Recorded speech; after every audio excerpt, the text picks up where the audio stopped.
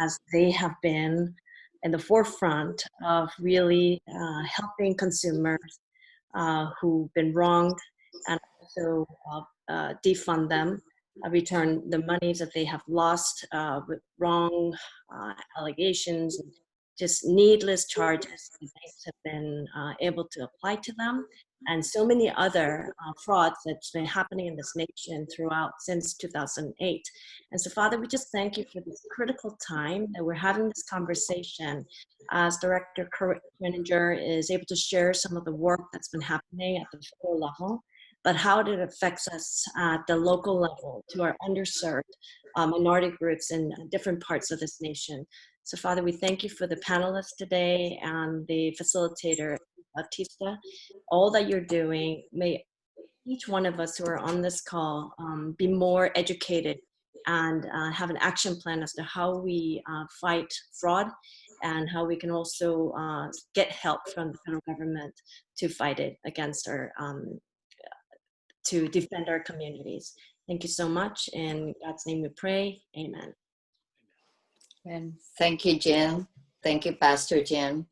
So this week is Consumer Financial Protection Week, and joining us today is a superwoman leader with a heart for the underserved. Director Kathy Crenninger became director of the Consumer Financial Protection Bureau in December 2018. From her early days as a Peace Corps volunteer to her role establishing the Department of Homeland Security, to her policy work at the Office of Management and Budget, you hear that, OMB, all the way to Cfpb. Director Crenninger has dedicated her career to public service.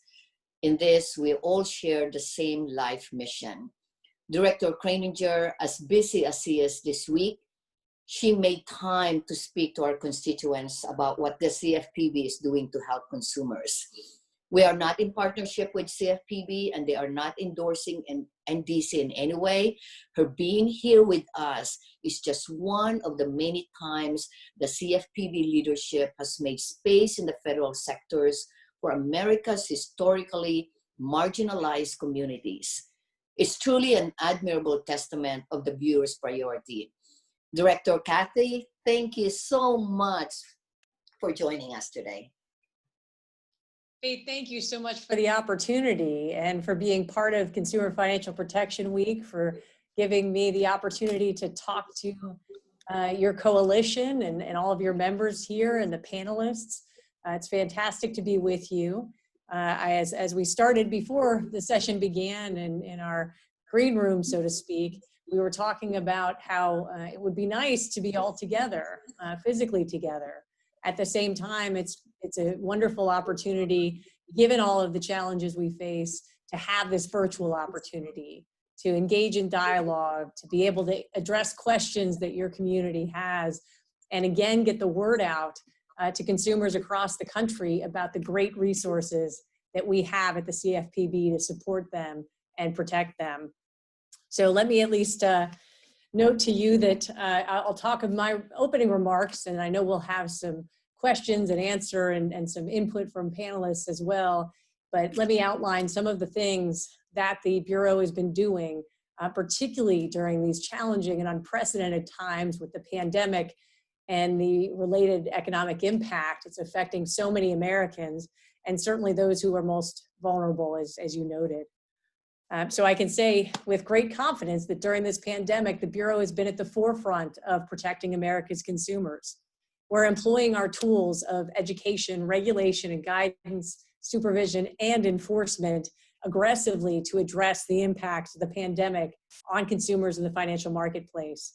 Today, the Bureau closes out a very important week, Consumer Financial Protection Week, as you noted. And the goal behind the week is to reach as many consumers as we can so that they are aware of the great resources the Bureau has produced that are available to them, reminding consumers that we are ready to take their complaints. If they have issues with a financial institution, they can submit those concerns or complaints to the Bureau, and we'll work hard to get a response from the companies that they're dealing with. And also to highlight all of the great work that the Bureau is doing on their behalf, really at all times. This has been a very successful week with different programs aimed at our special populations, including service members and older Americans, students, as well as our efforts in regulation, supervision, and enforcement. Few things here. We know, as we just said, many consumers are facing hardships, challenges due to the pandemic. And some are incredibly worried about how they're able to pay their bills, and particularly their mortgage or their rent. So there are a lot of things that policymakers have done, that Congress did, particularly through the CARES Act, to provide important relief to struggling homeowners, particularly those with federally backed mortgages. So I will outline some of those things, including the things that the Bureau did to continue to carry that out. Borrowers with a federally backed mortgage who are experiencing financial hardship as a result of the COVID-19 emergency are entitled to receive forbearance. That means deferred payments, essentially. Borrowers can request up to 180 days forbearance, and if they still need assistance, they can ask for another, or they can request, I should say, another 180 more days, which they are entitled to. Additionally, if consumers do not have a federally backed mortgage, many loan servicers offer forbearance or deferment options for non-government backed loans.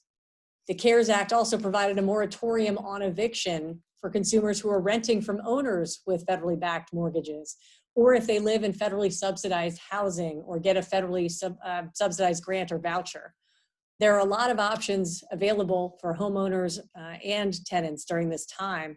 So it's critically important for them to access clear and accurate information about their options so they can make the best decision about their situation.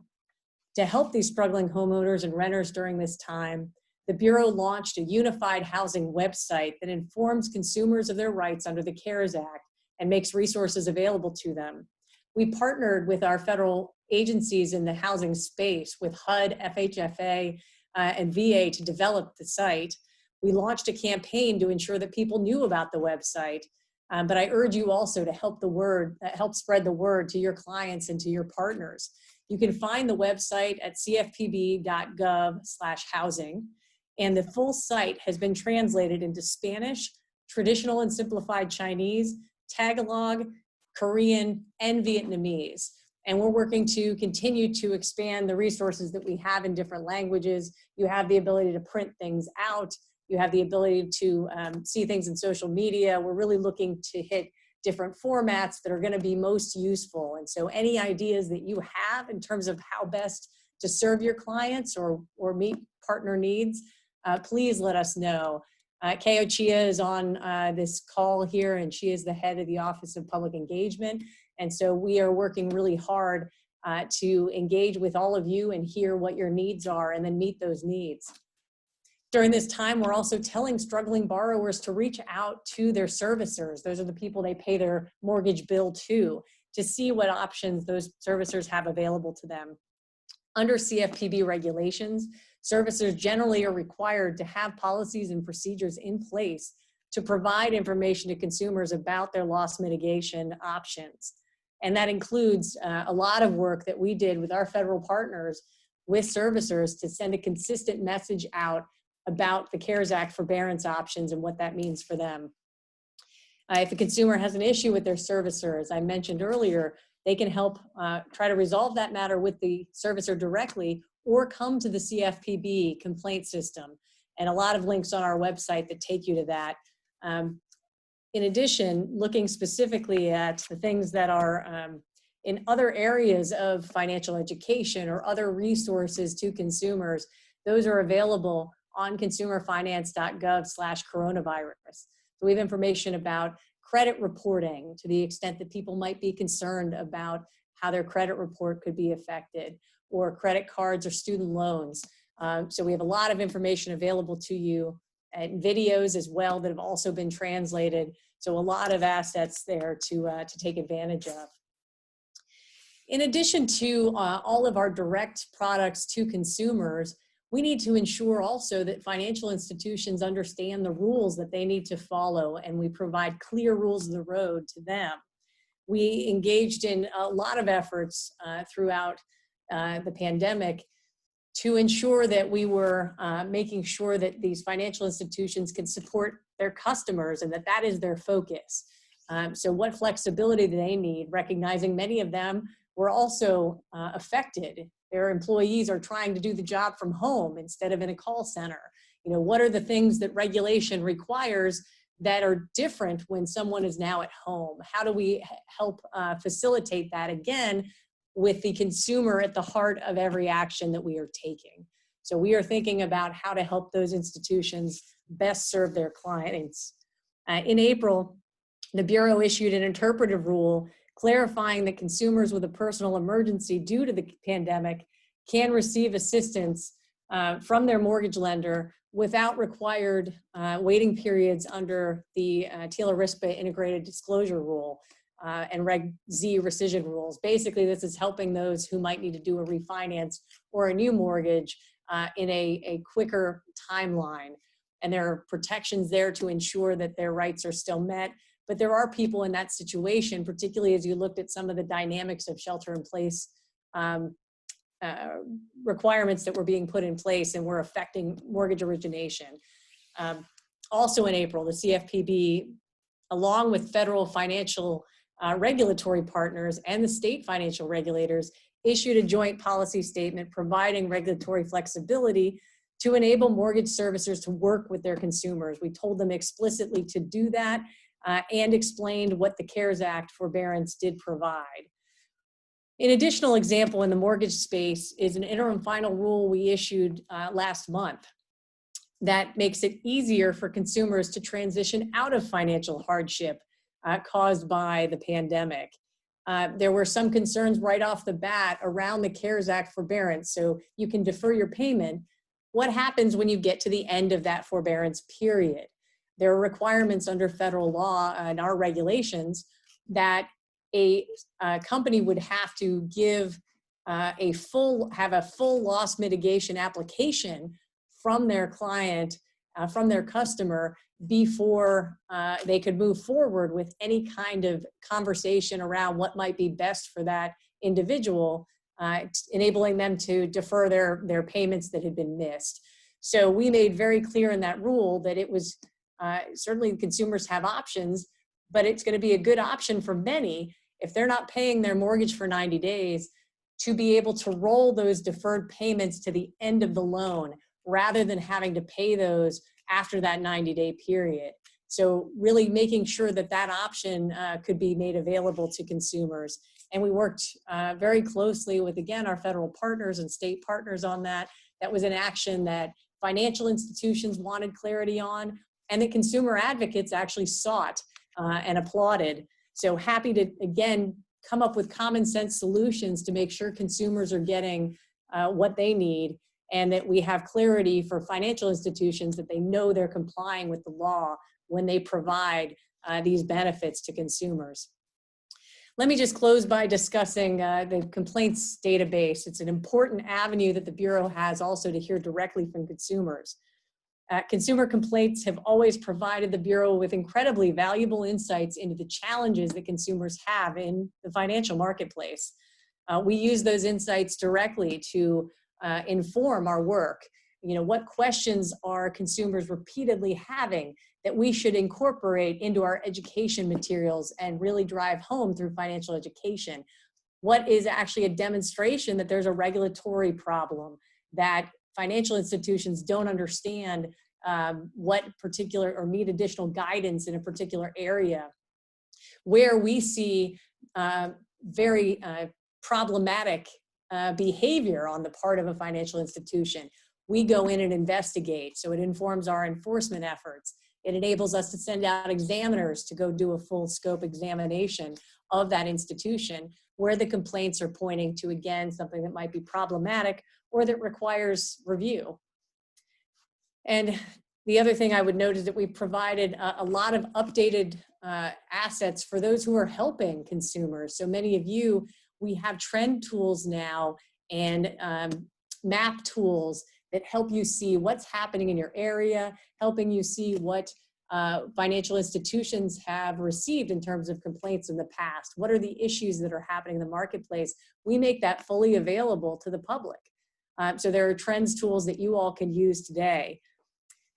With respect to kind of the top areas where we have heard concerns and complaints and where we've taken action, the issue I just raised about the interim final rule around the deferred payments and how those could be paid on the back end of the mortgage, that really was signaled to us from many avenues, including our complaint database. So in March and April, the #1 area of our complaints submitted were related to the inability to pay mortgage and concerns about the forbearance period and what would happen when it was done. That was really the #1 area of complaints, generally related to the pandemic. For several years, the #1 issue where we have received complaints is credit reporting. But that really did change in that March-April timeframe. And with the actions that we took as federal agencies, that reverted back. And now we do see, again, credit reporting being one of the areas that continues to be a challenge, and one that we've spent a lot of time working on. As I said, anyone wants to talk more about that, I'm happy to, but for now I'll move on. I will say 55% of the consumers who talked about the pandemic issues were struggling to pay their mortgage during that time. Also had a lot of credit card questions and complaints around credit card payments and whether or not fees were assessed, should be assessed, options for deferral. So those were all things that we heard quite a bit about during that time. And as I did note specifically, consumers and their complaints are taken fully into account in the way that we're going about our exams and our enforcement efforts. Specifically, one thing that I would also note, just in terms of how we've done things differently through the pandemic, bank examination, financial institution examination is a very hands-on activity. So we let an institution know that we're going to come and examine them. There's a group of individuals who are Cfpb employees who go and spend several weeks on site at that institution, meeting with officials at the institution, looking at data and doing data analysis of loan files and otherwise looking for any violations of consumer financial law. We have pivoted, obviously, during this time period. Many of those institutions are not working from their facilities. We have our own staff working from home.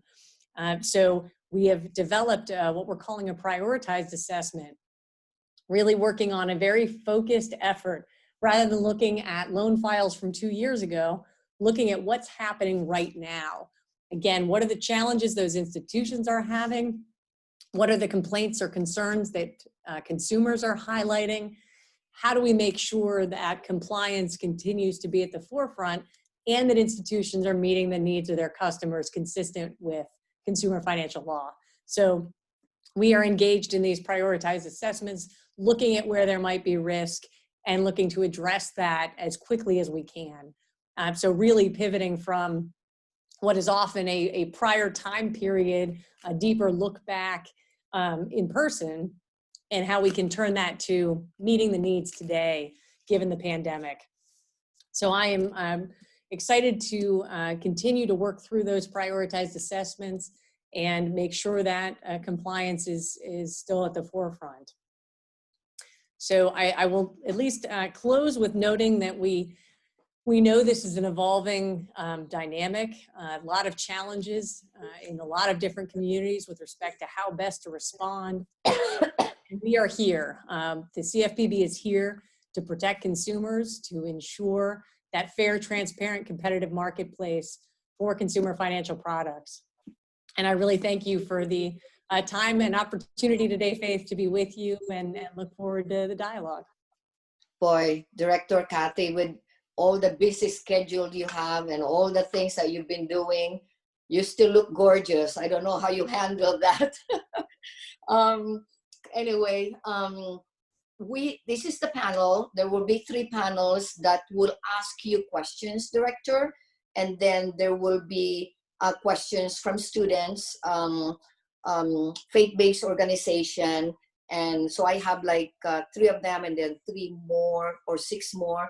And then for all of you who wants to ask questions, there's a chat and you can ask those questions. And if we cannot respond to you today, CFPB will respond to you as well as NAAC. And this is what's so great about this the Zoom is we get to do the outreach for CFPB. And let's not rely just on CFPB. All of you that are here, I think there's like 50 people that are listening right now. The best thing that we can do for Director Kathy is to spread the word of what she said today. I mean, it's amazing. 2.8 million visited their website since March. And there's a lot more. And there's always that 10% that's hard to reach. So I'm encouraging and I'm challenging all of you, including all the NDC, NAAC members. Please spread the word today. You can share it. So I would like to introduce Bo Girardelli. He's the co-founder and CEO of Sky's the Limit, a lifelong social entrepreneur. Bo Girardelli was born and raised in Oakland, California. He knows that talent is distributed equally, but opportunity isn't. Early on his career, Bo served as a public middle school teacher through Teach for America and as a business development consultant in North Africa and the Peace Corps. Same thing with Director Kathy. Bo has been the founder of 4 organizations, 4 not-for-profit and 2 for-profit. He's currently the co-founder, president, and CEO of Sky the Limit org, a tech nonprofit that provides business advising and mentoring services to underrepresented young adult entrepreneurs across the country, seeking to close the opportunity gap in entrepreneurship. Over 27,000 entrepreneurs have signed up on their digital platform, 58% of whom are Black, 70% women, and 85% low income when they join Sky the Limit org. Good job, Bo. Take it away. Thanks, Faith. So thanks for everyone's time today. As you can tell, we really focus on the challenges, the unique challenges that underrepresented young adult entrepreneurs face.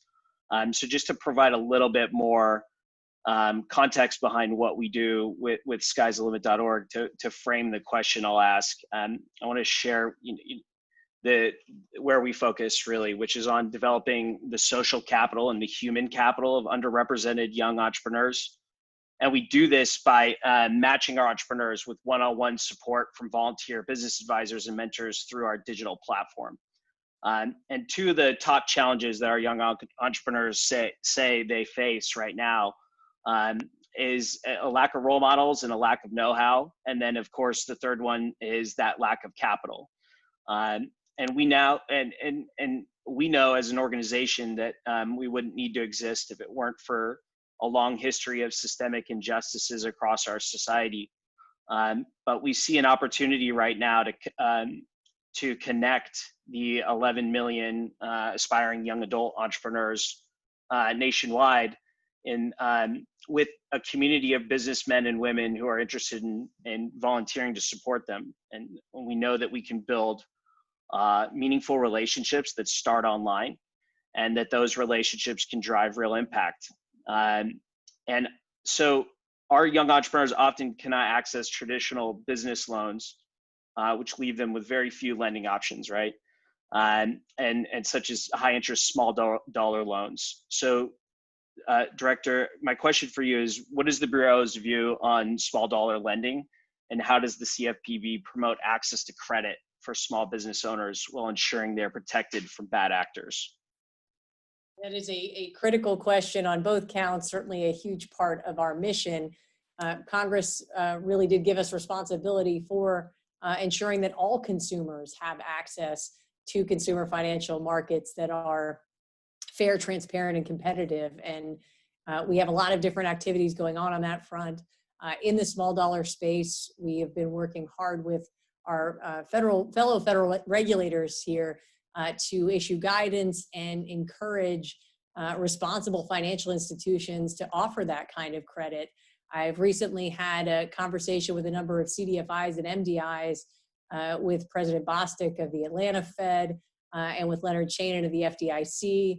I've spoke recently with Treasury folks because there is a loan loss reserve fund that Congress funded through the CDFI program, looking to launch that again to support small dollar access through those vehicles. And so it is something that is very important to us.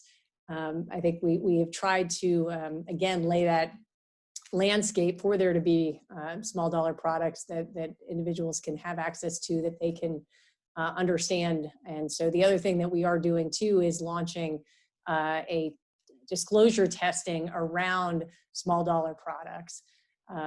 It is an area where the states have different laws in place with respect to what are appropriate or acceptable interest rates in their own jurisdictions.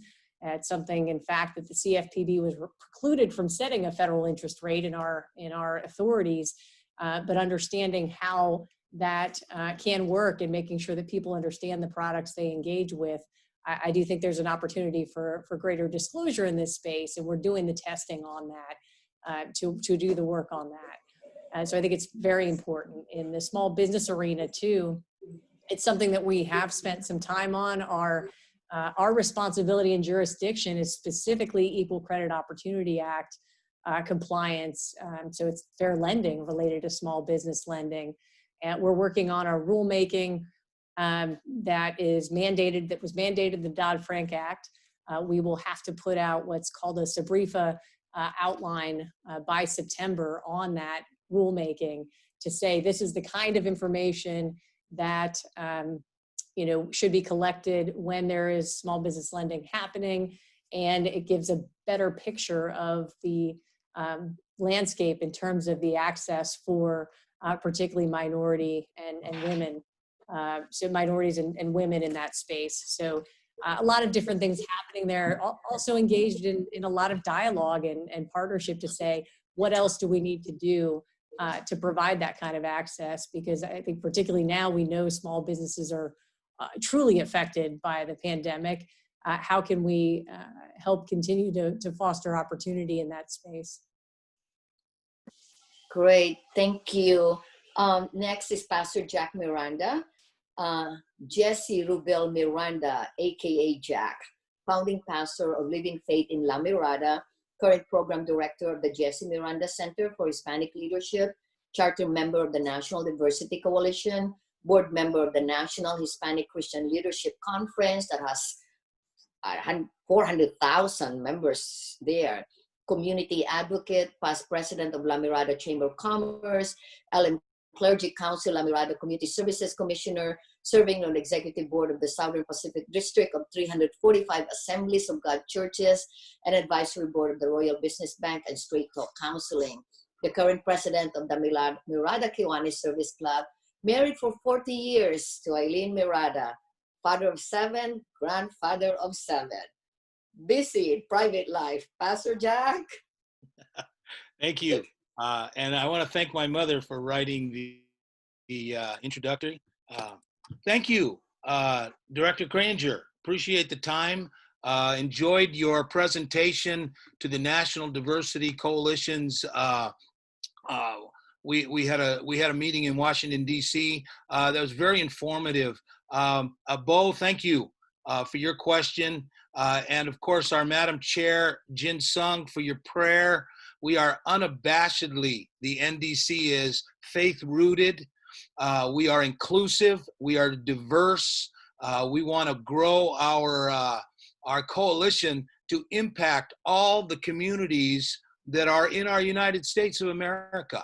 And I guess my question to you, Director, there are many. And when the last time we heard from you, there was no such thing as COVID-19. And so that has really taken us into a different route. I guess my question would be, because we need to continue to live, and we need to continue to be educated, and we need to continue to be housed. The CFPB, you outlined some quality I want to call them innovations and interventions for some of us that own homes. My heart is for our Hispanic families. The Miranda Center is interested in starting an initiative called Brown Picket Fences. We want to increase the quality and the number of families of color to home ownership. We understand that's the key to wealth building. This has put COVID-19 has really put a hamper on our economics. That continues to be an issue. What does the CFPB understand, especially if I can get real regional, California? Our costs are high, our inventory is low.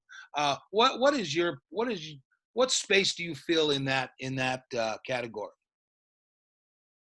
You're certainly talking about important issues, because given my career and the way I look at policy making, there are a lot of things outside the sphere of the CFPB's responsibilities that you're highlighting. I've had a lot of conversations with Secretary Carson, with Director Calabria, with those at the state level as well.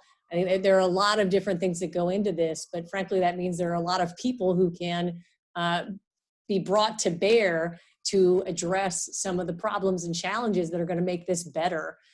So I can certainly say that there are a lot of different things going on with that. But specific to what the CFPB does, certainly it is having clear rules for financial institutions and mortgage lenders, thinking about what is going to ensure that consumers understand those rules and understand, what they're signing up for, and that they have the ability to repay the mortgage loan. So we are actually looking right now at what is that ATR, ability to repay qualified mortgage rule, that sets the parameters for what debt and income consideration and verification mean in the process.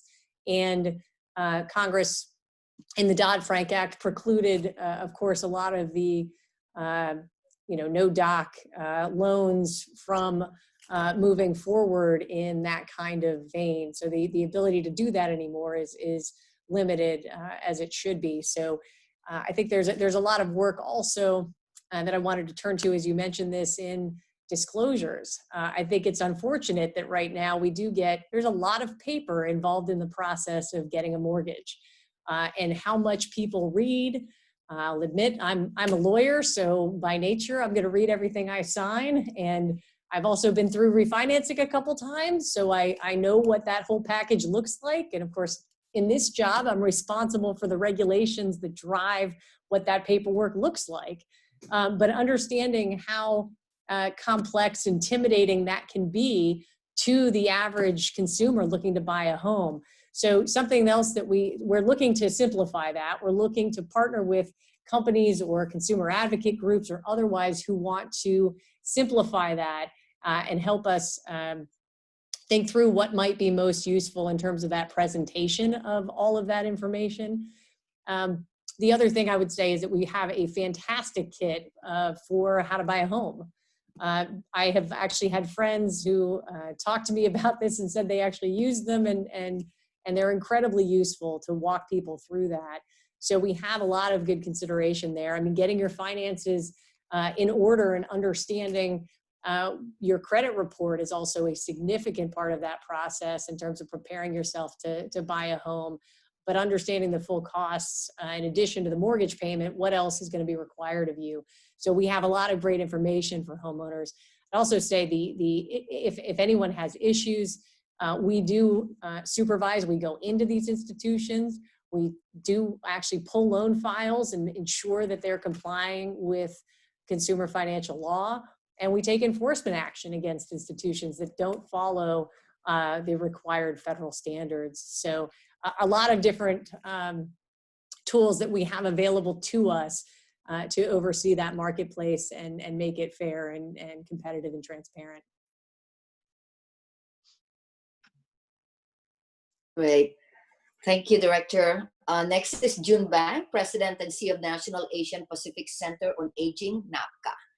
June brings to Nafca 10 years of experience in nonprofit leadership, program planning and management, fund development, civic engagement, and advocacy. Prior to Nafca, June served as Executive Director of KAC in Los Angeles. Under his leadership, the organization was selected as a 2017 California Nonprofit of the Year honoree. Yay, June. In the following year, he received the 2018 Impact Maker to Watch Award, an annual distinction for those who are doing foundation work to make a positive impact with significant results. June, I am so glad you got honored. Sometimes the job that we do is like a thankless job. So everyone, give awards to nonprofit leaders. They do so much God's work. June? Faith and Jen, thank you so much for giving me the opportunity to be here and to share this space with all of you. And also, Director Crenninger, thank you so much for making this time for us. A little bit about the National Asian Pacific Center on Aging, otherwise known as Nafca. We are a national organization, and during the 40 years we've been in service, we've served over 100,000 older adults throughout the country. On an annual basis, we focus on economic security issues, primarily by way of job training and job placement. And so we are the only national partner to the Department of Labor, where we serve Asian American Pacific Islander older adults with job training and job placement. Director, my question to you is, by 2019, over 40% of Americans aged 55 and over were considered to be employed, and that makes up over 25% of the U.S. labor market. The pandemic has impacted all segments of the American job force, and according to the May jobs report, it showed a partial recovery.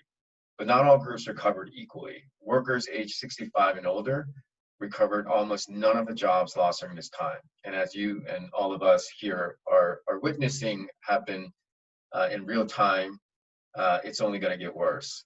And so the question, two questions for you is, the CFPB has identified that up to $36.5 billion is lost each year to elder financial exploitation. Now, given the data points I've shared regarding the job market as well as the financial exploitation dollar amount, can you share your views on what the CFPB is thinking through to support older adults during this time? And also, regarding your trend and map tools and your complaints database, are these data points presented to the public in disaggregated form?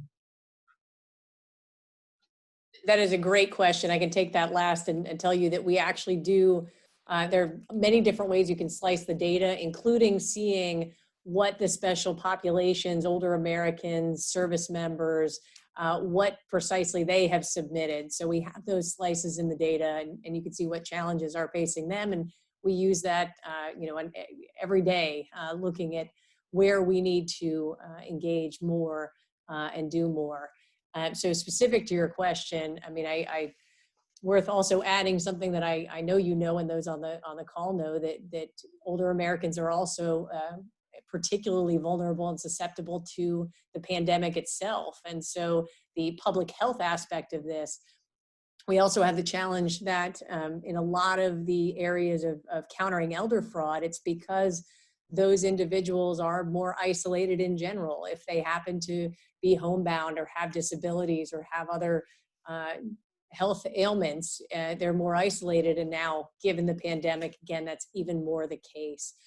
So really, a lot of the tools that we've pulled together in partnership with social service providers, law enforcement, bringing financial institutions into the conversation to counter elder fraud, one of the key things is the Elder Fraud Prevention and Response Network. So we issued some toolkits to help those organizations organize themselves locally in a local community and really be in touch with the challenges that older Americans are facing in their communities.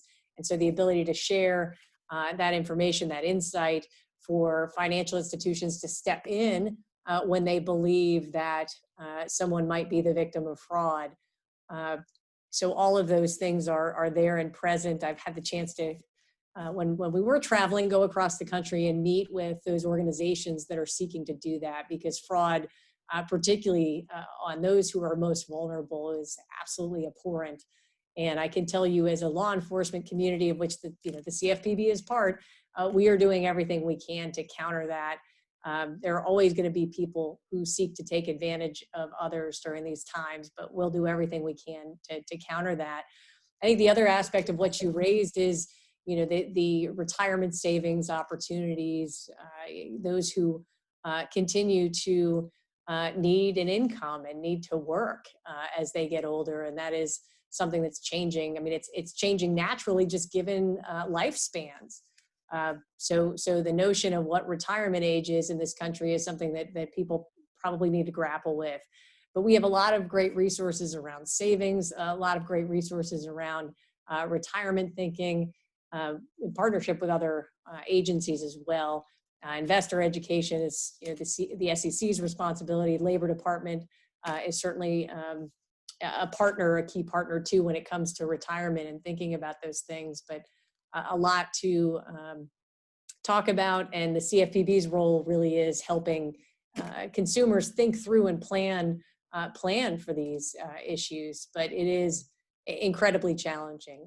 So many people, so deeply affected. I think that the one last point I would make on this too is just something that I very seriously took as a responsibility of the CFPB, given our reach and our partnerships with so many different organizations, is during this time making sure people understood what they were entitled to. Economic impact payments, Congress decided to provide those funds. The president signed that bill. Many Americans have had challenges accessing those funds or even knowing about them. I did learn recently, had not known, that after the financial crisis, there were millions of Americans who never received the payments they were entitled to. And that is very likely going to be true after this pandemic as well. But I can tell you we are deeply engaged in a campaign. We offered to the IRS and BFS that we would help them. I know the Social Security Administration is too. A lot of different entities in partnership to engage in a campaign to reach as many of those. I know, Faith, you said that 10% we just can't ever seem to reach. We're going to do everything we can to whittle away at that and reach the people who are entitled to those economic impact payments. Thank you. And June, I really want to thank you for serving the elderly. And they're always the one that's more, vulnerable people. We have two interns that would like to ask a question. Jesse, I'm going to call you first, and then after Jesse, David Portillo. Go ahead, Jesse Wade. Hello, Director Crenninger. It's a pleasure to speak with you today. Thank you for your time, and thank you, Faith and NBC, for allowing me to be on here. I'm a rising second-year law student at Pepperdine School of Law in Malibu, California. I have a huge heart for public interest work and working with nonprofits and in the government. My research has shown that around most public service loan forgiveness applicants have been rejected. I believe the statistic was 99%. I know this goes through the Department of Education, but I've also seen that many public service loan forgiveness applicants have filed complaints with the CFPB about being misled intentionally by their loan servicer. My question is, what can the CFPB do to help these students, and what resources does the CFPB offer to students applying for public service loan forgiveness?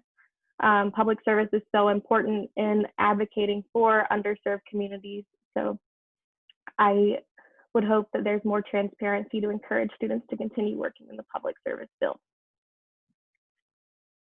I'll echo what I just saw in a comment, because it's a great question and an important one. And the public student loan forgiveness program is, it is a complex one to manage. I can tell you the Department of Education has that responsibility to set the rules for how that, and trying to carry out what Congress enacted and intended. In fact, it's been amended a number of times to, again, try to correct some of the issues with it. Not, again, specifically my responsibility or even authority to interpret that or otherwise opine about it, but it is a complex program and one that the Department of Education is seeking to try to pull apart and implement the way Congress wants them to implement it. So that is their challenge. On our side of this, we do oversee the consumer financial laws that apply to loans, which also do apply to student loans. And so the notion that a servicer needs to clearly convey to the consumer what the terms and conditions are, what the terms, as I said, terms of the loans actually are, including that program. So we have engaged in examinations of the servicers to look at those issues. We also partner very closely with the Department of Education. The path that I have tried to take is working with the Department of Education to send the same signals, to establish the same rules, and to reinforce their rules with the servicers and hit that from both sides of the law. So that's something that we are continuing to work on, but the rules continue to change around that. I understand that it is challenging. We do accept complaints, and we do work with the Department of Education on those complaints related to PSLF and related to other aspects of student loans. So we've got a very robust engagement now with the Department of Education on those complaints. We also issue reports. We have a private student loan ombudsman, but he does work with the Department of Education on federal complaints around federal student loans. And we issue reports that inform the public as to what the challenges and issues are, and inform Congress as to what the challenges and issues are so that they can be addressed. Jesse, you're going to be Kathy Crenninger someday, the way you're asking questions. David Portillo? Hi, Ms. Crenninger. Thank you for having me, and thank you to NDC for having me. I do have two questions. I will just ask them both. My name is David Portillo. I am a rising 2L at Pepperdine Caruso School of Law, as well as Jesse, and a summer intern, obviously, with NDC.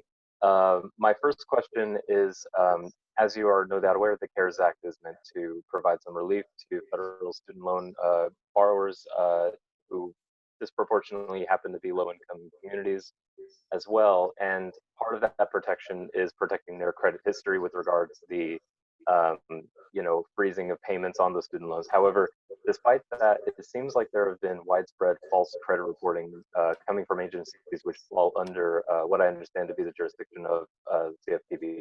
So I would like to know what steps are being taken to combat the false credit reporting coming from those organizations to protect those with student loan debt. My second question has to do with the 19 million that are held by the government from about 11,000 borrowers through wage garnishment. Also in violation of the CARES Act right now, the Department of Education seems to have failed to work against this. And I wanted to know what steps the CFPB are planning to take to try to bring the Department of Education under compliance to protect those low-income communities who are suffering from wage garnishment during this COVID-19 crisis. Thank you so much. Thank you so much for the questions, important questions. We do have responsibility for FCRA shared with the Federal Trade Commission, but we also have a power that they do not, and that is our examination authority. We actually have a national team that deals with credit reporting all the time, year-round, focused on particularly the big three large credit reporting agencies, as well as the many smaller entities across the country that are credit reporting agencies. The challenge with this space is certainly twofold. I think there has been a lot of progress, and that's also in part due to the CFPB's oversight on the credit reporting agencies' part. A lot deeper analytics to try to identify issues earlier in the process, but it's also the challenge on the furnishing front. We are focused very much on accuracy in the system because that's incredibly important. This is something that you want to make sure that those who are seeking to determine creditworthiness actually have accurate information to make those decisions, such that also people who should not have access to certain loans because they might actually end up signing up for too much, that they don't get there, but that they get the rates that they should and the access that they should. So accuracy is a huge part of the system and an important part of the system that we oversee. There are millions of furnishers, so thousands of furnishing companies of all different sizes providing this data to the credit reporting agencies. So we also go into those furnishers and understand their processes and make sure they are complying with the law, that they're submitting accurate information in their reporting. And I have said too, I know there are a lot of studies that have been done and a lot of reporting about what happened in the financial crisis with respect to credit reports. We are at a place with this pandemic where we are very attuned to that. We have been engaged in great oversight prior to the pandemic and are still engaged in that oversight now. Speak regularly with the credit reporting agencies, with consumer advocates and others that are monitoring what's happening, working with their clients, consumers themselves submitting complaints into us when they think that inaccurate information made its way into their report, or they see a change in their score that doesn't make sense. So that's something that I think we are really on top of. I'll give you a great example that was public.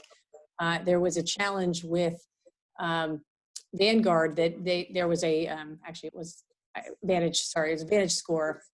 Vantage Score had a challenge with their algorithms due to the way one of the federal student loan servicers was reporting during this time period.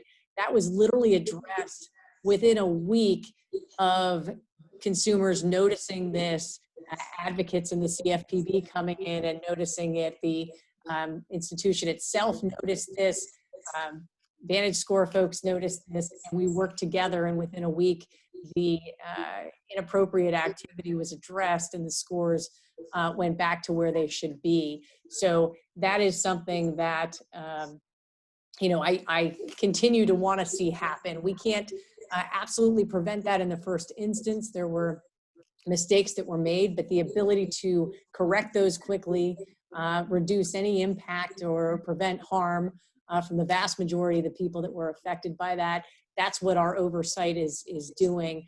I'd also note too, the CARES Act passage happened incredibly quickly, as it should, and there are a lot of implementation challenges with that.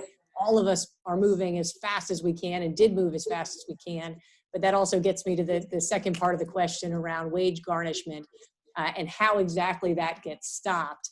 I can say the Department of Education, the servicers, it's a lot of outreach to different financial institutions, but they are well aware of what the law requires of them, and they are seeking to you know, make sure that that happens.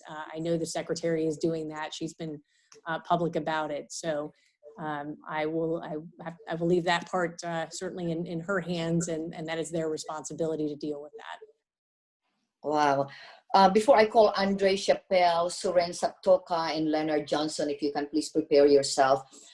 Director NDC, if you notice, you know, the interns, we also have high school interns, and someday, you know, I want to retire soon too, so we can pass the baton. What is CFPB doing in your internship? Do you have internship program? We do. We have a number of them. I'm actually going to get to speak to our college interns, I think, next week. And we also have a high school internship program that is new this summer for us. It's something actually that you know well. Joseph Otting started at the OCC in partnership with the District of Columbia. And as soon as he told me about this, when I first started on the job, I said, the CFPB wants in. A great opportunity. I mean, some of the things that we talk about, just how critical it is in high school with younger people, exposure to job and career possibilities that they never would have imagined or understood. You think about all the great agencies that are here right in Washington, D.C., available to many people in this city, but they don't actually even know or understand, you know, what does it mean to be a bank examiner? What does it mean to be able to take cases to prosecute them against these bad actors in the financial space? What does that look like? So we have a high school internship program that it's unfortunately virtual. It's not giving the high schoolers quite the experience we were hoping to give them, but really exposing them to the opportunities that that we have at the agency. And I hope that inspires at least some of them to even look at economics as a field, because we need more diversity in economics for sure, more diverse economists. So excited about those kinds of programs, that opportunity for exposure. And thanks, Faith, for giving me the chance to talk about it. Thank you. Well, we only have like 3 more minutes. I wonder if I can extend 3 more minutes if you allow, like at least 12:05.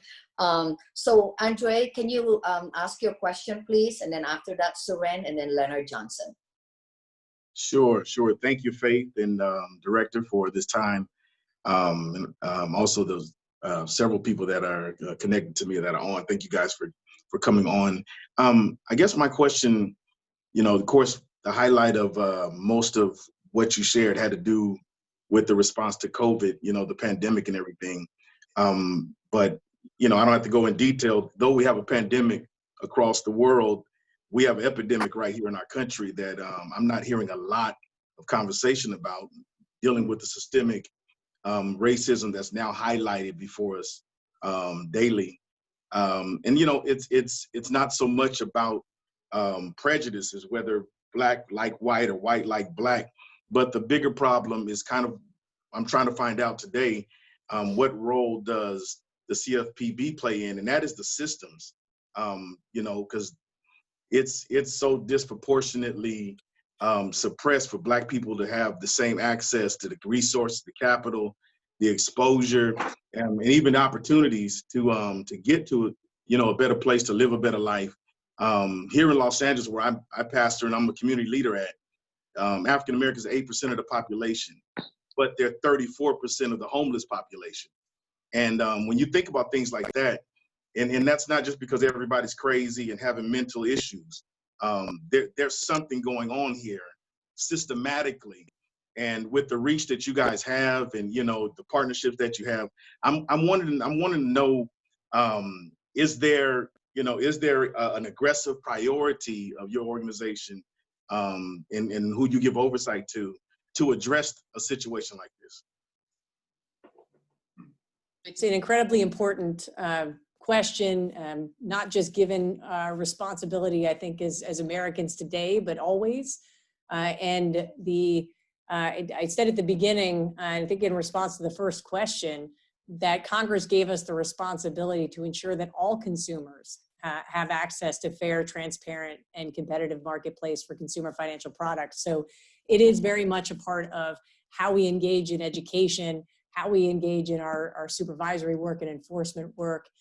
We do fair lending analysis is essentially what it's called, and really looking at countering redlining, for example.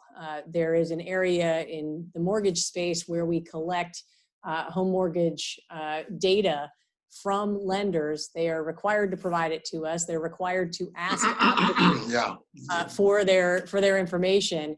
And so we have the ability to look and see, denials of those applications.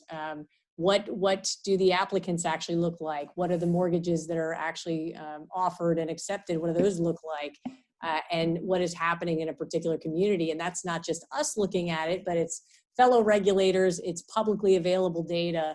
And I know we're short on time here. This is an important and detailed question that I just gave you kind of one snippet on, but that's something that we do in this space. That's an important part of our mission, is the collection of that data, the availability of that data, and then acting on that data. Thank you. By the way, I like your shirt. I like that church. Serena Sabtuka, please. We only have like 4 more minutes. So, am I on? Go ahead, now that you got it. Okay, yes, so Director, thank you so much for your time. And part of what Andre said, given the fact that I'm a Black entrepreneur, Stanford graduate, educated, I'm in artificial intelligence. And so I would like to know, actually specifically CEO of the Artificial Intelligence Economic Development Corporation, which is focused on helping small to mid-sized businesses. And as of last year, in 2019, there were 10 million small businesses that had no digital presence, website whatsoever.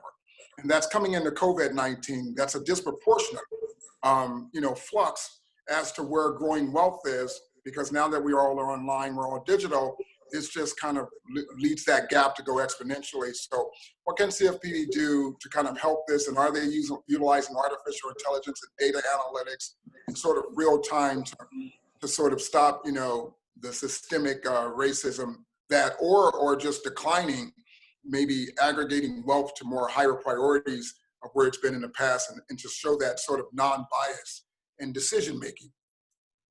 Yeah, you're asking a very interesting question, some of which does get outside of our purview, but just talking about the possibility for AI in underwriting. there are a lot of conversation that we're having about that. You know, what is data that would demonstrate credit worthiness that's not typically included in the credit report?